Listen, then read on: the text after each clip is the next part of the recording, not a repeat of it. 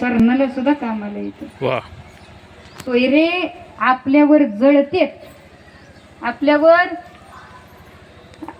आणि झाड आपल्या सोबत जळतं. येते का ध्यानात?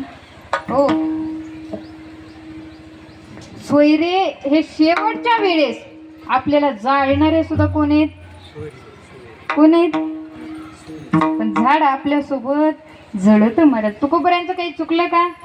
अजिबात नाही. सोयरे रायरे तोपर्यंत आहे जोपर्यंत आपल्याकडं. यात काही चुकते का?